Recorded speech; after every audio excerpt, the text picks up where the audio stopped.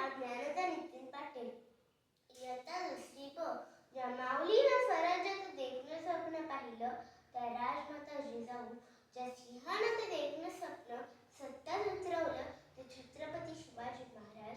आणि त्या छाव्यानं ते देखणं स्वप्न अंगा खांद्यावर खेळवलं ते श्री शंभूराजे यांना श्रीवार मुद्रा करून मी माझ्या भाषणाला सुरुवात करत आहे. तो राज्याभिषेकाचा दिवस होता. 6 जून 1674 रोजी रायगड नटला होता, सजला होता. सुवर्णाक्षराने कोरलेला क्षण रायगड पाहणार होता. सुमारे 50,000 माणसे रायगडावर जमली होती. रायगडावर होणाऱ्या आपल्या छत्रपतींच्या राज्याभिषेकासाठी इंग्रज सुद्धा आले होते. इंग्रजांचा वकील ऑक्झिटेन आणि इतर इंग्रज सुद्धा होते. शिवरायांचा हा राज्याभिषेक पाहून इंग्रज सुद्धा भारावून गेले होते. त्यांना एक गोष्ट आश्चर्याची वाटली की शिवरायांची मिरवणूक एका मोठ्या हत्तीवरून चालली होती.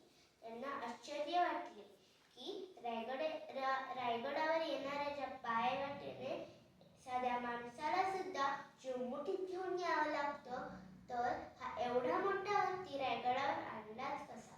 त्यांनी आजूबाजूच्या लोकांना विचारले, पण कोणालाही नीट सांगता येईना. मग त्याने ठरवले, शिवरायांनाच विचारूया. शिवरायांच्या भेटीच्या वेळी इंग्रज म्हणाले, राजे, सोहळा खूप छान झाला, पण हा एवढा मोठा हत्ती रायगडावर कसा आणला हे जे उत्तर आम्हाला सापडले नाही. त्यावेळेला शिवरायांनी उत्तर दिले, सुमारे 20 वर्षांपूर्वी ज्यावेळेला आम्ही पहिल्यांदा रायगड पाहिला त्याच वेळी ठरवलेलं की स्वराज्याच्या पहिल्या छत्रपतींचा राज्याभिषेक हा रायगडावरच होणार. त्याच वेळी आम्ही एका हत्तीचं छोटं पिल्लू रायगडावर आणून ठेवलेलं.